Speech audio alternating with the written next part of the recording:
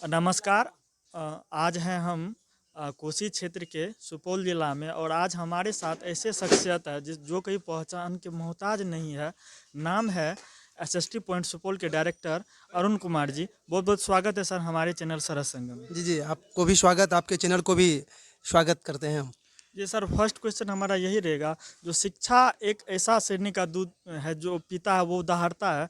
जो ऐसे बच्चे हैं जो पढ़ नहीं पाते या उनके गार्जियन लगता है जो शिक्षा क्या दे उनको छोड़ देते हैं नहीं पढ़ाएंगे, तो उनके लिए आप क्या कहना चाहते देखिए, शिक्षा एक ऐसी चीज़ है, जिसको समझने के बाद हैं? जी। और करने के बाद जी। समझ में आता है कि इसकी कितनी महत्व है, कितनी कीमत है। जी। मैं उन पेरेंट्स को कहना चाहता हूँ कि वो शिक्षा के महत्व को समझें। जी। लेकिन पेरेंट्स अगर शिक्षित नहीं है तो इसको समझ नहीं पाएँगे। इसलिए जी। मैं सरकार से या फिर समाज सेवी से भी कहना चाहता हूँ जी। कि उसको जागरूक करने के लिए कि शिक्षा क्या है, जी। वो बताने के लिए सरकार या स्वयंसेवी संस्था जी। एक ऐसा प्रयास करे कि वो जान जाए शिक्षा क्या है। जी। और फिर मेरे ख्याल से कोई भी अशिक्षित नहीं रहेंगे, कोई भी उच्च शिक्षा से वंचित भी नहीं रहेंगे। जी। उसके बाद सर ये हमारा कहना होगा, जब आप सुपौल की धरती पे बहुत दिनों से लगातार सेवा दे रहे, आपने कई कोयलों को यहाँ से कोहिनूर बना के भेजा है, तो शिक्षा क्यों जरूरी है सर मनुष्य के लिए? शिक्षा, देखिए, सब कुछ रहते हुए भी जी। मानव मानव की श्रेणी में नहीं आ सकता है। जी। वो एक दानव हो जाता है शिक्षा के अभाव में। अतः जी। अगर उसको मानव बनना है तो शिक्षा आवश्यक है। जी। अभी सर देश में सबसे बड़ी समस्या एक बेरोजगारी सबसे बड़ा हब बन गया है। वैसे लड़के जो पढ़ाई का मार्ग छोड़ के अन्य मार्गों पे भटक गए हैं या वो पढ़ना नहीं चाहते, तो उनको क्या संदेश देना चाहते देखिए, अभी शिक्षा के स्तर जो हैं हैं? जी। वो बहुत गिर चुका है। जी। बीए, एमए, हाई एजुकेशन लोग प्राप्त कर लेते हैं, लेकिन शिक्षा क्या है वो समझ नहीं पाते हैं, जी। जिसके कारण से लोग बेरोजगार हैं। मेरा मानना है कि जी। जो रियल शिक्षा प्राप्त करते हैं वो स्वयं से भी, अर्थात सेल्फ एम्प्लॉयमेंट के माध्यम से जी।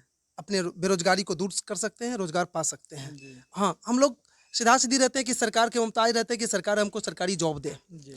इससे मेरी बेरोजगारी कभी नहीं हटेगी। जी। जब तक खुद रोजगार नहीं कर लेंगे हम, जी। जब तक ये नहीं दिमाग में आएगा कि मैं खुद से रोजगार कर सकता हूँ, तब तक बेरोजगारी नहीं हटेगा। तो सर एक सरकार की नया शिक्षा नीति नई पॉलिसी आने वाली है, तो क्या वह पाठ्यक्रम को कितना अच्छा है या वो बाधित करेगी? देखिए, अभी जो नई शिक्षा प्रणाली आई है, जी। ये कागज पर तो बहुत बेहतर साबित हो रहा है, जी। लेकिन ये तब बेहतर साबित होगा जी। जब इसकी एग्जामिनेशन की जो स्टाइल होगा जी। वो टाइट होगा। चूँकि 9th क्लास से वो 8th क्लास से ही बोर्ड के कर रहे हैं, जी। किसी में फ़ेल का बात नहीं कर रहे हैं, ग्रेडिंग कर रहे हैं, सारा सिस्टम कर रहे हैं, तो इसमें क्या होगा, बच्चे को, हाँ, दबाव नहीं होगा, जी। लेकिन दबाव नहीं होने के कारण से जी। बच्चे क्या करेंगे, तो पढ़ने में कहीं न कहीं वो कमी करेंगे, जी। जिससे शिक्षा पर बुरा असर पड़ सकता है। अतः अगर इस शिक्षा प्रणाली को बेहतर साबित करना है, जी। तो परीक्षा एग्ज़ाम लेने की जो तरीका है, उसको बेहतर करना पड़ेगा। जी। बिहार में सर एक इससे पहले नोटबंदी हुई, नोटबंदी के बाद जीएसटी लगा और सारे कई नियम में बदलाव आए, तो आप सरकार की उपलब्धियों को किन तरह से देखते हैं? वर्तमान सरकार जो है देखिए, सर। मैं नोटबंदी का विरोधी हूँ। जी। इसलिए विरोधी हूँ कि नोटबंदी जो हुआ था, वो काला धन पे हुआ था, जी। और सरकार अभी तक काला धन किसको कहता है वो परिभाषित नहीं कर पाई है। जी। मैं इससे दुखी हूँ कि काला धन है क्या? उन्होंने नोटबंदी का जो एक मूल मकसद था जी। कि जो पैसा हमारे माताएँ बहनाएँ एक, कहिए उसको कि गार्जियन से छिपा के रखती थी, जी। और वो ज़रूरत पड़ने पर, ऐसा नहीं कि कुछ मिसयूज़ करती थी, ज़रूरत पड़ने पर मेरे ही फैमिली में वो काम आता था। जी। लेकिन उन पैसों को जी। नोटबंदी ने या तो जला दिया, जी। या उसको कहीं डर से, महिलाएँ डर से, जी।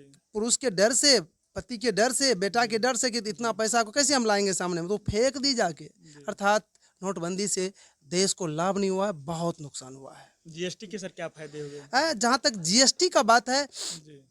तो जीएसटी अभी जो लागू कर रहे हैं, जी। इसका सिस्टम को थोड़ा चेंज करना पड़ेगा। जी। चूँकि ये जो सिस्टम है कि एक वस्तु के ट्रांसपोर्ट को रोका जा रहा है, ठीक है, ट्रांसपोर्ट रोका जा रहा है, तो इसमें वो जो ट्रांसपोर्ट वाले जो गाड़ियां हैं, जो भी वैन है, उसका क्या गलती है? जी उसमें फंस रहा है वो। मान लीजिए कि बिना जीएसटी दिए आप माल ले जा रहे हैं, ठीक जी है। अब उसमें ड्राइवर जो हैं, खलासी जो हैं, क्या जी एजुकेशन रखे हैं आपके ड्राइवर खलासी बनने के लिए? कोई जी तो एजुकेशन है नहीं। उसको जी ट्रांस ले जाना है पेपर, तो पेपर में जीएसटी दिया कि नहीं दिया उसको ज्ञात नहीं है, उसके गाड़ी को घेर लेता है। जी अब मालिक का क्या गलती है? वहाँ पर 4 घंटा, 5 घंटा, 10 दिन गाड़ी रुक जाती है, जी फिर उसका कौन मुआवजा होगा? तो इसलिए जीएसटी ठीक है, लेकिन इसकी असूलने का तरीका जो है उसमें सुधार करना जी। पड़ेगा। हमारा सर और क्वेश्चन है, जो सरकार का ये नारा है सबका साथ सबका विकास, कहाँ तक आपको लगता है जो सभी वर्गों का विकास हो रहा है? नहीं, नहीं, इसमें ये नारा को अभी तक सकारात्मक रूप नहीं दिया गया है, चूँकि ये सबका साथ सबका विकास जो है सिर्फ़ जी कहने के लिए है, सबके साथ नहीं है। जी सरकार प्रेज़ेंट की जो सरकार है वो सबके साथ नहीं है। मैं जी। इसको 100% मानता हूँ कि सबके साथ नहीं है। और सर ये आप एसएसटी के क्षेत्र से आते हैं और एसएसटी के क्षेत्र में अपना एक अहम मिसाल योगदान दिए हैं, तो वैसे लड़के जो कमीशन वगैरह की तैयारी करते हैं या बीपीएससी क्षेत्र या आदि या यूपीएससी की तैयारी करते हैं, तो उन लड़कों को शुरुआती दौर से आप क्या सलाह देना चाहिए? मैं उसके लिए यही सलाह देना चाहता हूँ कि 6th क्लास से 11th क्लास तक जी एनसीईआरटी बुक का लाइन बाय लाइन अध्ययन करें, जी और चूँकि इससे बाहर कोई क्वेश्चन बीपीएससी या यूपीएससी में नहीं रहता है। जी अगर इसका अध्ययन कर लेते हैं वो, तो बीपीएससी का पीटी क्या, मेंस क्या, वो इंटरव्यू तक भी निकालने में उसको कोई दिक्कत नहीं होगा। और सर ये अभी सर शिक्षा का जो क्षेत्र है, शिक्षा एक तरह से लगा, हजारों कोचिंग ऐसे संस्थान खुल जाते हैं जो शुरुआती दिन में तो चलते हैं, कुछ कुछ दिन के बाद फ्लॉप हो जाते हैं। तो क्या सर बच्चों को क्या लगना चाहिए कि वो सही गाइडेंस में सही जगह आके पढ़े, क्या उनको खास अहम चीज़ देखना चाहिए? देखिए, प्रेजेंट टाइम में जो बच्चे की दिमाग है, जी उसको टीचर को, कोचिंग वालों को वॉच करना पड़ेगा। जी हाँ, आप अगर अपने कोचिंग ट्यूशन वाले जो भी सर लोग हैं, अगर जी अपने हिसाब से बच्चे को गाइड करते हैं जी बिना वॉच किए, तो वो फ्लॉप करेंगे। जी चाहे उसमें जितना भी नॉलेज हो, कोई मायने नहीं रखता है। जी हाँ, अगर उसमें वॉच करके जी फिर उसको अगर संचालित करते हैं, तो वो फ्लॉप कभी नहीं करेगा। जी चूँकि बच्चे एक ऐसे वस्तु होते हैं जो बिल्कुल कच्चे होते हैं, उसको टीचर जैसा बनाना चाहेंगे, बन जाएँगे। तो जी मैं फ्लॉप जो हो रहा है, बच्चे जो भाग रहे हैं, जी उसका ज़िम्मेवार बच्चे को नहीं, मैं शिक्षक को दे रहा हूँ। जी, हम सर ये भी जानना चाहेंगे, जो आपने सर ये शिक्षा का क्षेत्र ही क्यों, जो आप इतने टैलेंटेड हैं, जॉब कर सकते थे या कोई बड़ा से बड़ा जॉब में भी जा सकते, तो आपने सर शिक्षा का ही क्षेत्र क्यों चुना? मैं शिक्षा का क्षेत्र इसलिए चुना कि मुझे शुरू से ही कॉपी कलम से बहुत प्रेम था, जी, और मैं अगर दूसरा क्षेत्र में जाता, मैं ग्रेजुएट ऑफिसर भी बन जाता, जी, तो सिर्फ़ साइन करने के लिए हमको कुछ पेपर मिलता। मुझे अपने से व्यक्त करने के लिए कुछ नहीं मिलता, जी, और मुझे लगा कि मैं अपने मन की बातों को जी, अगर कहीं फैलाना चाहता हूँ, विस्तार करना चाहता हूँ, तो इससे बढ़िया बेहतर मार्ग कोई नहीं है। जी। हम ये भी जानना चाहते सर, आप जो सर इतना आगे बढ़े जीवन में, इन उपलब्धियों को प्राप्त किया, आज एक सुपौल के गिने चुने हस्तियों में से आते हैं, तो आपके जीवन में किन किन लोगों के आगे बढ़ने में अहम योगदान रहा? देखिए, शुरू में तो मैं खुद पर थोड़ा-सा बहुत विश्वास था, जी, चूँकि मैं एक छोटी सी कहानी बताता हूँ अपने। जी, मैं जब पढ़ रहा था, तो मेरी माँ बताती थी कि तू पैसा कब कमाओगे? जी, तो मैंने माँ को अक्सर बोला करते थे, माँ, जिस दिन मैं पैसा कमाने लगूँगा ना, पैसा की बारिश होगी। जी, और मैं सब दिन ईमानदारी से काम किया, मैं कभी भी फल का चिंता नहीं किया। मैं जी, सिर्फ़ अपने काम पर ध्यान दिया कि मैं जो काम कर रहा हूँ सही है, जी, वो सटीक है या जी, नहीं है। फिर फल अपने आप मिलता गया, और माँ को जो मैंने कहा था, आज जी। वो साकार हो गया मेरे लिए। जी, और सर बिहार के वैसे युवाओं को क्या संदेश देना चाहते हैं, जो बिहार ही नहीं है सर, पूरी दुनिया के युवाओं को क्या संदेश देना चाहते हैं, जो एक सकारात्मकता की ओर कदम उठाए, नशे से दूर रहे? आजकल अधिकतर लड़के मार्ग भटक के कोई से कोई दूसरा से काम अपना रहे हैं, या तंगी आके वो आत्महत्या कर लेते हैं, तो वैसे युवाओं को क्या संदेश देना चाहते हैं हमारे चैनल सर संगम के माध्यम से? मैं आपके चैनल से तमाम युवाओं को जी, यह संदेश देना चाहता हूँ कि एक छोटी सी कहावत है, जहाँ चाह वहाँ राह। जी, अर्थात वो सही सोच जी, रखें, जी, और एक लक्ष्य को पहले निश्चित कर लें। वो अपने आप में कभी नकारात्मक भाव नहीं लावे, जी, चूँकि जो लक्ष्य निश्चित कर लिया है, जी, तो वो उसको मिलेगा। दुनिया का कोई भी ताकत उसको रोकने वाला नहीं है। जी, करते क्या है हमारे युवा? ये भटक जाते हैं कि मेरे पास पैसा नहीं है, मेरे पास पॉलिटिक्स पावर नहीं है, तो मेरे पास ये नहीं है, मेरे पास वो नहीं है, और फिर वो सोचते हैं कि इससे बढ़िया है कि लुचागरी करने में, छीना झपटी करने में हमको पैसा मिल जाएगा, या हम रोजगार कहीं पर धर लेंगे बेच तो पैसा कमा लेंगे। लेकिन नहीं, जो लक्ष्य को निश्चित कर लिए कि मुझे ये पाना है और उस पर अगर कंटिन्यू काम करते रहेंगे। हाँ, थोड़ा सा मैं मानता हूँ कि जो नीच तबके के लोग हैं, जिसके पास परिस्थितियाँ नहीं है वेल, उसको आगे बढ़ने में दिक्कत होती है, लेकिन उस दिक्कत से अगर वो डरते नहीं हैं तो निश्चित रूप से सफलता। तो अतः मैं लास्ट में यही कहना चाहता हूँ युवाओं को कि वह परिस्थितियाँ से कभी नहीं डरे, परिस्थितियाँ से लड़ने के लिए सीखे, आपकी सफलता निश्चित है। जी, हमारे चैनल के माध्यम से सर बिहार सरकार या भारत सरकार को क्या कहना चाहेंगे जिससे बिहार में शिक्षा का स्तर खास करके सुधरे? कहा जाता है जो बिहार की शिक्षा का स्तर बहुत दयनीय है। देखिए, बिहार में जो शिक्षा के स्तर है रियल में बहुत दयनीय है। भले ही सरकार के प्रयास से शिक्षा का प्रतिशत बढ़ा है, लेकिन शिक्षा का स्तर नहीं बढ़ा है। और शिक्षा के स्तर बढ़ाने के लिए सबसे पहले यहाँ के जो शिक्षक का जो बहाली करने का है, नियुक्ति करने का जो वो तरीका बदलना पड़ेगा। क्योंकि प्रेजेंट टाइम में जो शिक्षक की बहाली करने का जो तरीका है, ये नियोजन प्रणाली, ये भले ही लगता होगा कि सरकार को बहुत वेल है, लेकिन ये वेल नहीं है। क्योंकि इसमें बिहार सरकार को मालूम है कि बिहार में अंक कैसे लाया जाता है, सबको मालूम है कि अंक कैसे लाया जाता है। कोई जरूरी नहीं कि इंटेलिजेंट विद्यार्थी ही अच्छा अंक लाते हैं। यहाँ पर तो 99%, 90 नहीं तो 80% तो जरूर हम कर सकते हैं। 80% ऐसे बच्चे हैं जिसमें रिजल्ट के अनुसार से एबिलिटी नहीं होती है, जिसको एबिलिटी है उसको रिजल्ट अच्छा आ नहीं रहा है। अतः ये नियोजन की प्रक्रिया में बहुत हद तक ऐसे टीचर आ चुके हैं जिसमें एबिलिटी की कमी है। अतः इस नियोजन टीचर की जो नियुक्ति की प्रक्रिया है उसमें चेंज करना पड़ेगा। बिहार का सर और कैसे विकास हो सकता है, इसके लिए कोई आप रूपरेखा सरकार को जो अपने दिशा निर्देश देना चाहेंगे? जी, बिहार के विकास के लिए मैं एक भारत सरकार का एक योजना मुझे बहुत अच्छा लगा था। आर्थिक क्षेत्र, एक नियोजित आर्थिक क्षेत्र भारत सरकार ने एक लक्ष्य लिए हैं, और उसके तहत मैं मानता हूं कि अगर भारत सरकार अच्छे ढंग से उस पर ध्यान दे तो बहुत बाहर आगे बढ़ेगा। और बिहार सरकार को मैं कहना चाहता हूं कि उसको अपनाए वो, अर्थात विशेष आर्थिक क्षेत्र को अपनाएं और उसके माध्यम से वो आगे बढ़ सकते हैं। जैसे मैं बता दूं विशेष आर्थिक क्षेत्र क्या होता है। जैसे हमारे कोसी जोन है, तो कोसी जोन में ये देखा जाता है कि किस चीज़ का उत्पादन आसानी से संभव है।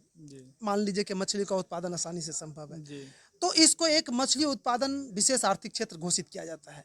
और यहाँ पर मछली उत्पादन के लिए अति आधुनिक तकनीक सारा कुछ उपलब्ध कराया था। यहाँ तक कि ट्रांसपोर्टिंग का यहाँ पर ऐसी व्यवस्था होनी चाहिए, होती है जिससे डायरेक्ट विदेश माल जाता है, और फिर वहाँ के उत्पादकों को अच्छी खासा पैसा मिल जाते हैं, और फिर उस आसपास के लोगों को आय बढ़ जाता है। और इसी तरह से अगर बिहार सरकार विशेष आर्थिक क्षेत्र घोषित करे, अर्थात जिस इलाका में जिस चीज़ का उत्पादन होता है उस पर ही विशेष ध्यान देकर अगर वहाँ के लोगों को प्रोत्साहित करे, तो शायद विकास की जो ये डमाडोल हालत है ये बहुत जल्द ही सुधर जाएगी। जी, और हम ये भी जानना चाहेंगे सर, बिहार में और खास क्या उद्योग होना चाहिए? जो लोग देखते हैं अधिकतर बिहार में सब प्रवासी मजदूर दूसरे जगह काम करने के लिए जाते हैं, तो क्या ऐसा उद्योग धंधा बिहार में खोला जाए जो बिहार का मजदूर अन्य राज्यों में न जाकर बिहार में ही काम करे?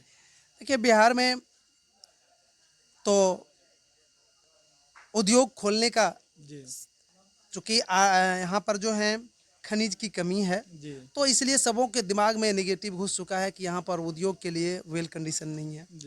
लेकिन मैं मानता हूँ कि यहाँ पर बहुत ऐसे स्थितियाँ हैं जिस पर आधारित उद्योग खोला जा सकता है। सबसे पहले तो यहाँ पर बिजली का उत्पादन करने के लिए सस्ती पानी यहाँ उपलब्ध है। कई ऐसी नदियाँ हैं जिसमें सालों भर पानी रहती है। अगर उसमें बिजली का उत्पादन किया जाए तो उसको बेच के बहुत सारे पैसा कमा सकते हैं। लेकिन स्थितियाँ ये हैं कि अभी बिहार में जितनी बिजली खपत है उतना बिहार सरकार उत्पादन भी नहीं कर पा रही है। पहला बिजली का उत्पादन हो गया। दूसरा मछली उत्पादन।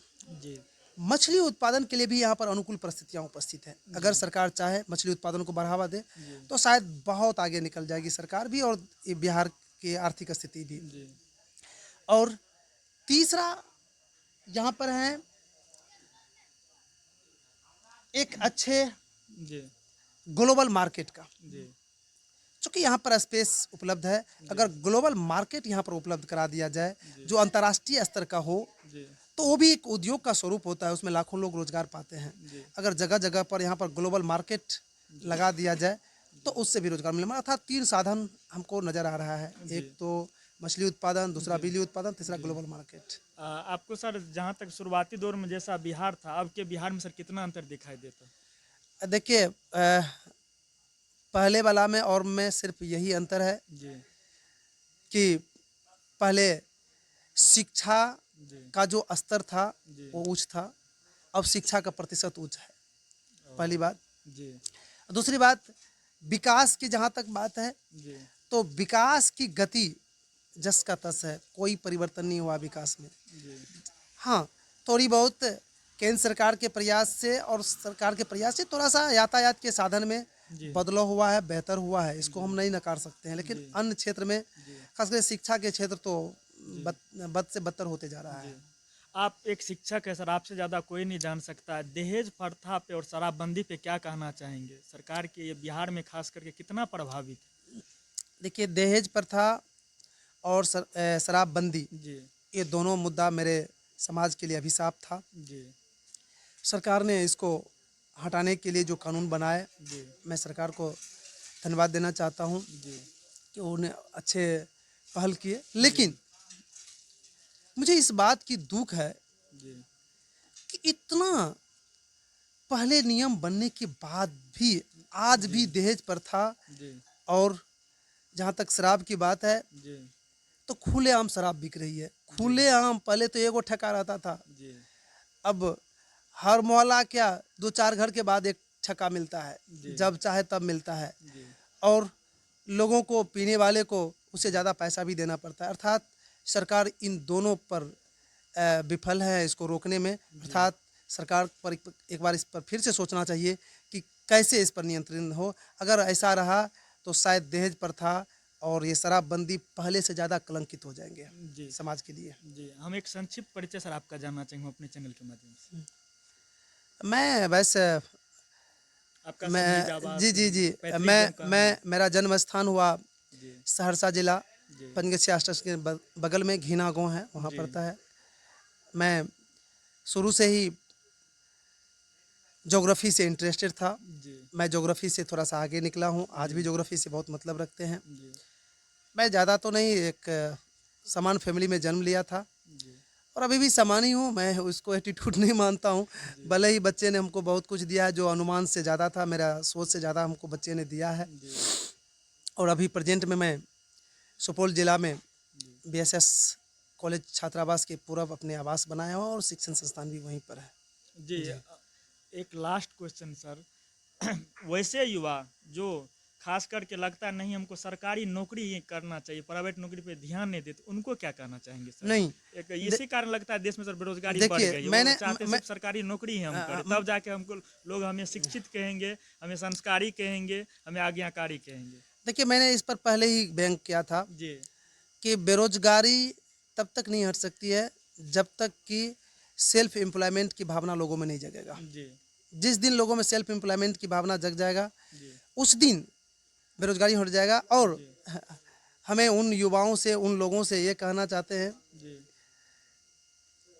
कि सरकार का नौकर बनना चाहते हैं, किसी का नौकर, अगर आप अंडर में काम करें तो नौकर ही बनना जी चाहते हैं, नौकर ही बनना चाहते हैं, जी तो उस जिसमें नौकर बन के काम करना चाहते हैं जी वो आपको बेहतर लगता है, जी जिसमें आप किसी को नौकर बनाएंगे वो बेहतर नहीं लगता है। इसलिए प्लीज सेल्फ एम्प्लॉयमेंट होइए और दूसरों को नौकर बनाने की क्षमता रखिए, निश्चित रूप से बेरोजगारी भाग जाएगी। सर अभी हाल ही में एक घटना घटी, एक पत्रकार मधुबनी के पत्रकार थे जिन्होंने कुछ छापा था जो सच्चाई वो दिखाते हैं, पत्रकार का काम होता, उनकी हत्या कर दी गई, तो क्या उन पे कहना चाहते हैं आप सर? देखिए पत्रकार की हत्या। देखिए जी, हमने उस पर बहुत दुख व्यक्त करते हैं कि ऐसे जी नहीं होनी चाहिए। अगर चूँकि आज जो भी मीडिया वाले हैं जी उन्हीं के माध्यम से जो दबे बातें होते हैं जी वो हम तक पहुंच पाती है। जी अगर उसी के साथ ऐसा हो जी तो शायद तब तो और बर्बाद ही हो जाएगा सब कुछ। इसलिए जी मैं सरकार से जी यही कहना चाहता हूं कि जो मीडिया वाले हैं जी उसको एक विशेष संरक्षण प्रदान करें। जी लोकतंत्र में मीडिया का रहना बहुत आवश्यक है, अतः उसको एक विशेष संरक्षण प्रदान करें जी। और साथ साथ उसके हत्यारे को उचित सजा दे ताकि दूसरा इस तरह की घटना नहीं करे। बहुत बहुत धन्यवाद सर हमसे जुड़ने के लिए। जी जी, आपको भी बहुत बहुत धन्यवाद और आपके इस चैनल को भी बहुत बहुत धन्यवाद। Thank you.